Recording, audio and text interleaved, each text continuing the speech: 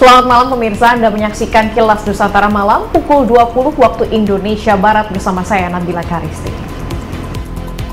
Pemirsa, terdapat wacana pada Selasa esok akan ada demo atas pembelaan masyarakat Papua terhadap Gubernur Lukas NMB yang diamankan oleh KPK. Menko Polhukam Mahfud MD menyatakan kasus Lukas NMB ini bukanlah rekayasa politik. Kemudian informasi dari Bio Farma dan Universitas Padjadjaran yang kini ditunjuk sebagai bagian dari penyelenggara peningkatan kapasitas kemandirian dalam produksi vaksin bagi negara organisasi kerjasama Islam OKI. Hal ini sebagai wujud bentuk diplomasi Indonesia di bidang kesehatan global. Adapun perihal putaran final sepak bola Asia kelompok umur di bawah 20 AFC U20 tahun 2023 nantinya akan digelar di Stadion Gelora Bung Tomo, Surabaya setelah Indonesia memastikan tiket putaran final diraih oleh Grup F Garuda. Berikut informasinya. Dari penyimpanan dan pengelolaan uang yang Menteri Koordinator Bidang Politik Hukum dan Keamanan Menko Polhukam Mahfud MD mengungkapkan kepada publik mengenai situasi keamanan di Papua, khususnya di Jayapura di mana situasinya agak memanas karena beredar informasi akan ada demo besar pada Selasa 20 September 2022. Latar belakang demo tersebut karena Lukas NMB sebagai gubernur telah ditetapkan sebagai tersangka oleh KPK beberapa waktu lalu dan sekarang merasa terkurung di rumah gubernur. Menko Polhukam menegaskan bahwa kasus korupsi Lukas NMB merupakan fakta hukum, bukanlah rekayasa politik. Hal tersebut disampaikan Menko Polhukam Mahfud MD pada keterangan persnya di Jakarta Senin 19 September. Kasus Lukas NMB bukan rekayasa politik. Tidak ada kaitannya dengan parpol atau pejabat tertentu, melainkan merupakan temuan dan fakta hukum.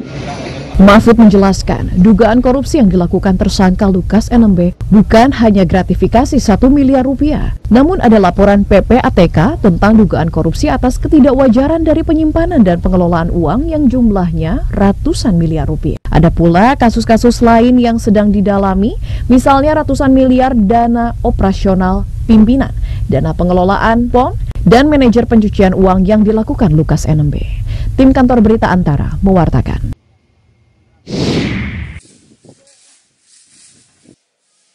Direktur Operasi PT Bio Farma Rahman Rustan dan Rektor Universitas Padjadjaran Rina Indiastuti meresmikan Laboratorium Sentral di Jatinangor, Kabupaten Sumedang, Senin 19 September.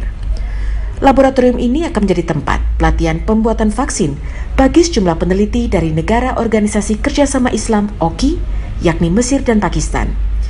Sehingga kedua negara tersebut mampu memproduksi vaksin untuk keperluan negaranya maupun secara global. Pelatihan dengan program Comstek OIC Fellowship Program ini merupakan bentuk diplomasi Indonesia dengan negara OKI melalui Kementerian Kesehatan di bidang kesehatan global. Menurut Rektor Universitas Padjadjaran Rina Indiastuti, selain peralatan, pengajar untuk menunjang pelatihan di Lab Sentral Unpad sangat mendukung program pelatihan pembuatan vaksin, karena perguruan tinggi negeri ini telah kerap bekerjasama dalam pembuatan vaksin. Jadi sebetulnya para peneliti seperti uji vaksin Bio Farma kan dari para peneliti Unpad juga mengembangkan pengembangan formula dan prototipe vaksin oleh periset Unpad juga. Jadi sebetulnya Bio Farma di sana juga tempat lab kami, tapi Bio Farma mempunyai beberapa tugas dikerjakan di sini. Jadi kolaborasinya sudah sangat erat ya. Selain tempat, pengajar dalam pelatihan akan disediakan oleh Bio Farma selaku produsen vaksin. Menurut Direktur Operasi PT Bio Farma Rahman Rustan, dengan program peningkatan kapasitas, jumlah peneliti akan bertambah, sehingga melahirkan kerjasama riset antar negara yang semakin baik.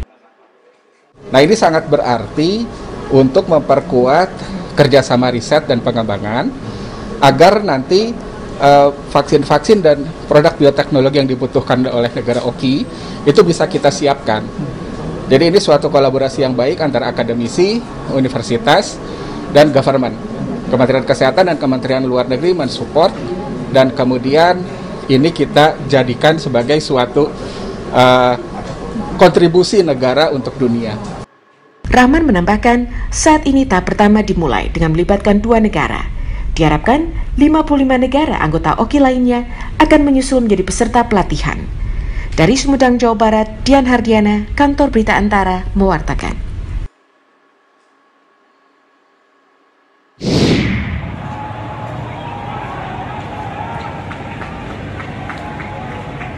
Stadion Gelora Bung Tomo GBT Surabaya dinilai layak menjadi venue putaran final sepak bola Piala Dunia U20 atau kelompok umur di bawah 20 yang dijadwalkan berlangsung tahun 2023.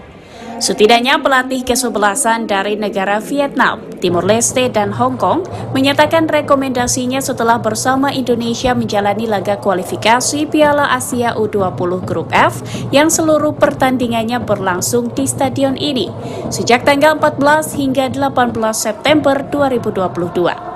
Sebelum turnamen berlangsung, memang sempat ramai diberitakan oleh media Vietnam terkait lokasi stadion GBT yang bersebelahan dengan tempat pembuangan akhir atau TPA. Dikhawatirkan bau sampah dari TPA menyeruak ketika pertandingan berlangsung. Nyatanya, selama pertandingan berlangsung di GBT, pelatih Vietnam Dinh Te Nam menyatakan tidak ada masalah dengan bau sampah. Như là quyền tôn trọng cái quyết định của ban tổ chức đã đưa ra, nhất là ban tổ chức đã lựa chọn rồi thì đương nhiên là nó không thực hiện được tốt lắm cái mùi, nhưng mà như ban tổ chức đã phê của chúng tôi cũng là công nhận như là các đội khác thôi. This is one of the best I've seen. Honestly, the accommodation and transportation to the stadium, everything is excellent. Dan AFC dan PSSI mesti diberi kepujian. 同埋呢一個城市，呢、個城市係一個足球文化非常之好嘅城市。我哋都感受到喺足球文化嗰度，呢個城市可以球迷係好投入，好全心全意。咁我相信做球員喺呢個城市嗰度一路去做發展嘅話，會係一個好好嘅感受到一個好嘅足球嘅氣氛。 Salah satu yang disukai oleh tim dari negara tamu saat bertanding melawan Indonesia di Stadion GBT adalah penontonnya yang membludak. Pelatih Vietnam Dinh Te Nam menyebut penonton dari wilayah kota Surabaya dan sekitarnya yang datang memenuhi Stadion GBT tidak sebatas supporter fanatik tim Indonesia, melainkan adalah penonton yang menyaksikan pertandingan sepak bola sebagai hiburan.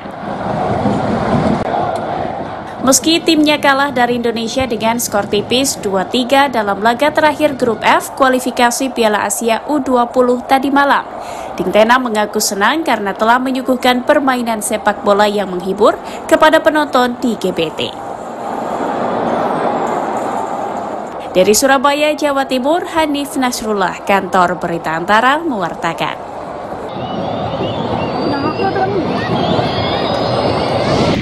Pemirsa, demikian informasi untuk hari ini dan kami akan mengajak Anda kembali menyaksikan Kilas Nusantara pada esok mulai pukul 9 pagi waktu Indonesia Barat.